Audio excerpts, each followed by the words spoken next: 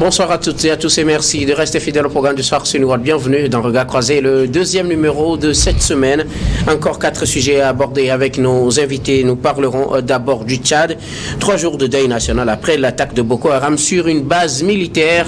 Deuxième sujet, nous parlerons de la République démocratique du Congo. Le FCC de Joseph Kabila s'oppose à l'initiative de révision constitutionnelle.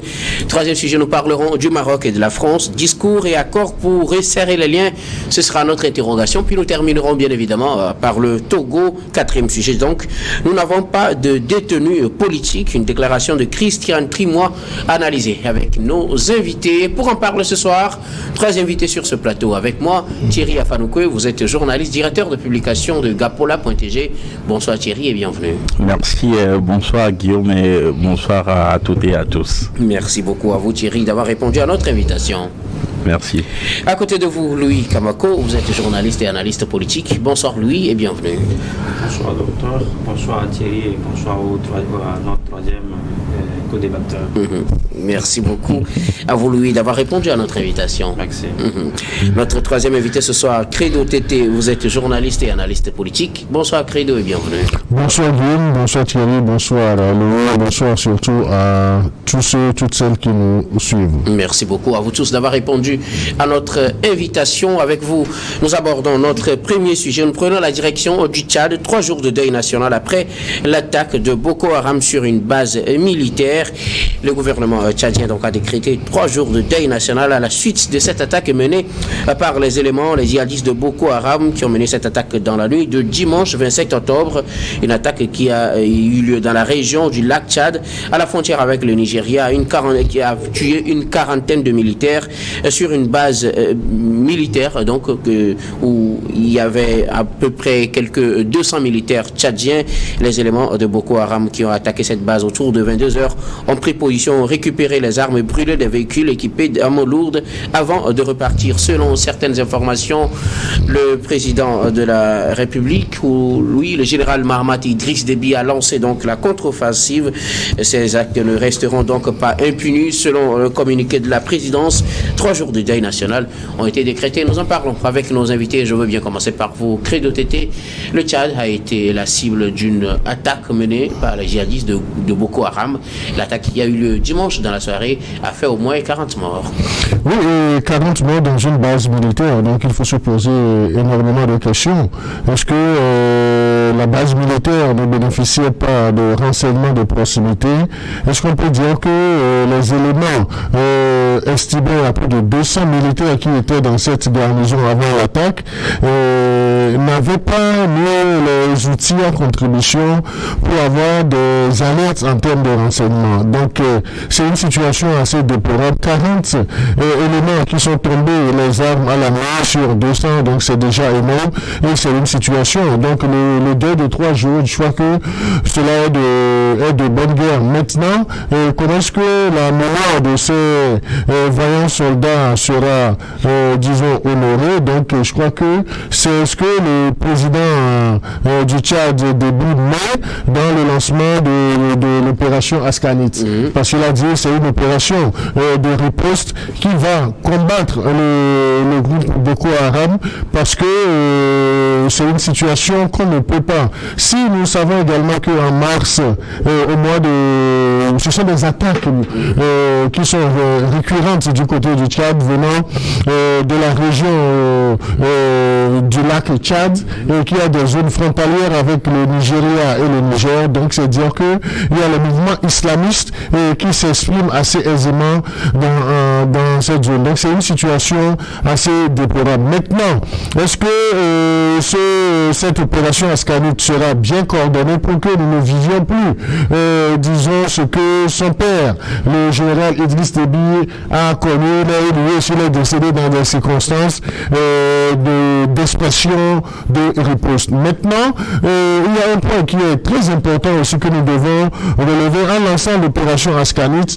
Le président Déby, fils, a également tendu la main à cette communauté internationale. Et dans la foulée, la première force de cette communauté internationale qui s'est déclarée, c'est justement la France qui a, par le biais de son ambassadeur, qui s'est exprimé, qui a manifesté non seulement sa compassion, préoccupations, mais la disponibilité de la France a contribué aux côtés du Tchad pour essayer d'endiguer ce phénomène des mouvements terroristes. Donc, il va falloir que de notre côté également, le président tchadien puisse accélérer, disons, les couloirs de discussion avec la Russie. Il nous en souvient qu'il y a quelques mois, le Tchad s'est rapproché de la Russie en termes de renforcement sécuritaire. Mais qu'est-ce qui n'a pas marché jusqu'alors pour que cela ne soit pas bien exprimé sur le territoire tchadien? Donc c'est la grande interrogation. Merci beaucoup à vous, Credo Tété.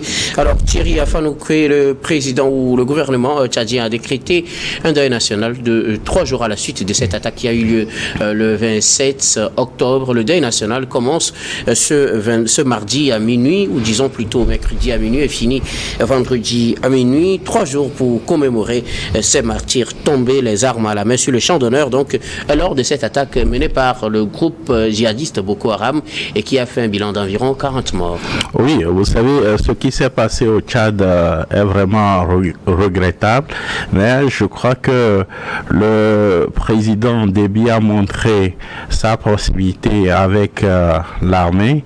Vous avez vu que tout juste au lendemain ou quelques heures après ces attaques-là, il s'est déplacé sur la base qui a été attaquée, peut-être aussi parce qu'il lui-même il est militaire et il va au front, ou du moins constater les dégâts occasionnés donc par ces attaques-là. Il faut dire aussi que le Tchad traverse une situation difficile et ces attaques s'ajoutent à cela.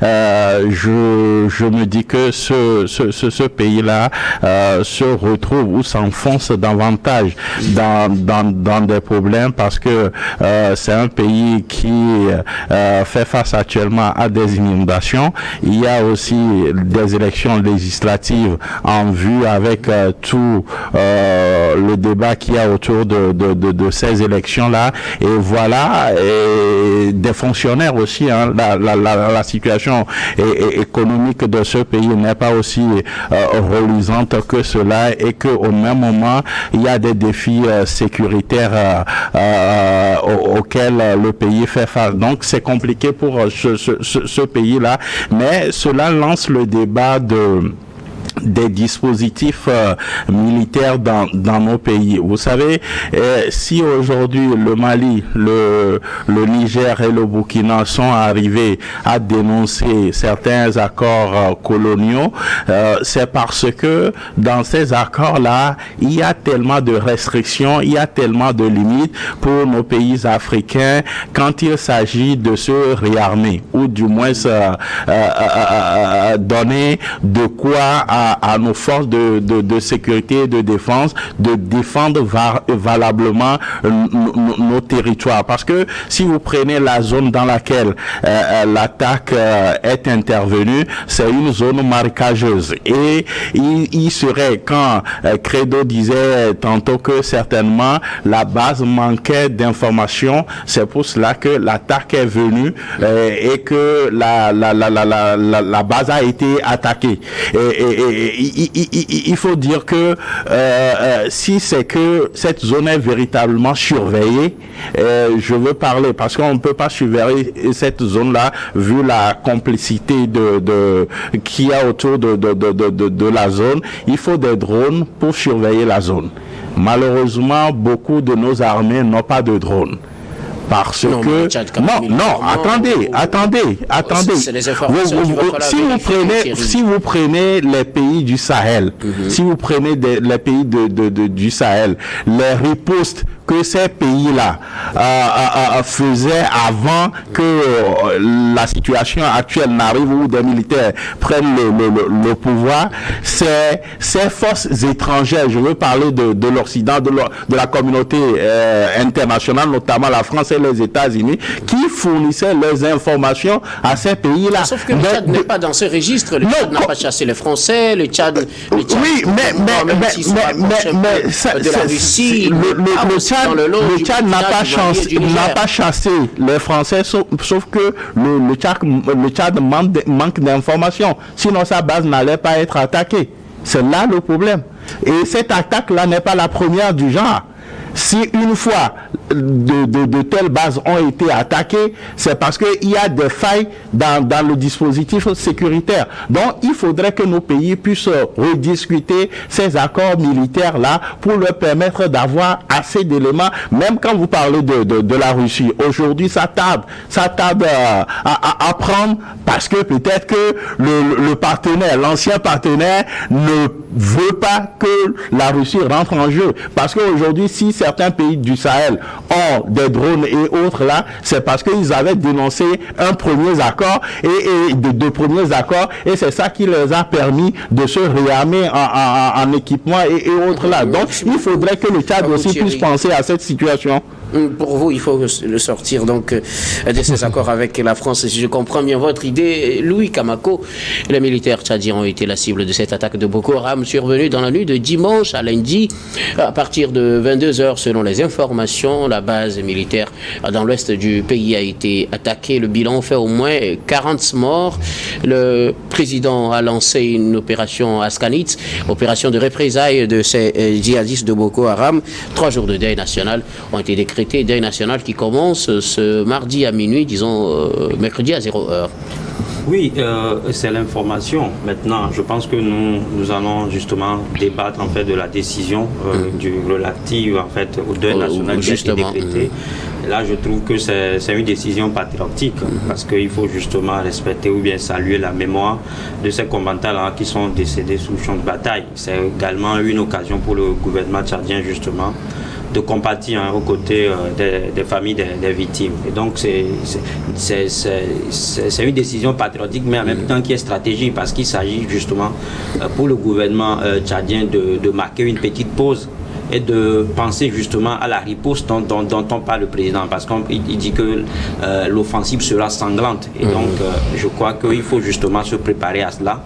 Et quand vous voyez ce que vient de dire mes deux co-débatteurs, mes prédécesseurs, je pense que cette attaque-là est la dernière chose à laquelle le Tchad s'attendait, au moins ces derniers temps, parce que c'est vrai que le pays est en proie à des crises, à des attaques terroristes depuis un bon moment, mais c'est-à-dire qu'une attaque venant de Boko Haram, je pense que c'est la dernière chose à laquelle le Tchad s'attendait. Donc, les autorités tchadiennes n'ont pas vu Boko Haram venir, surtout qu'on nous dit que depuis la disparition du chef de Boko Haram, ce qu'ils appellent Chacal, les attaques venant de Boko Haram ne sont plus, en fait, sont comptées au bout du doigt.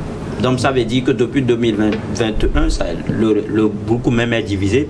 Il y a une bonne partie en fait des militants ou bien des combattants de Boko Haram qui ont rallié le groupe islamique de l'Afrique de l'Ouest. Donc aujourd'hui, si cette attaque-là intervient, ça veut dire que le Tchad n'est pas sorti de l'ONU. Ça veut dire que le groupe Boko Haram est aujourd'hui en tête. C'est une manière pour Boko Haram de dire qu'ils sont toujours là et qu'il ne faut pas les oublier. Ils sont toujours là, comme le dirait quelqu'un, c'est comme si ils ne sont pas sortis de leur spasme en fait.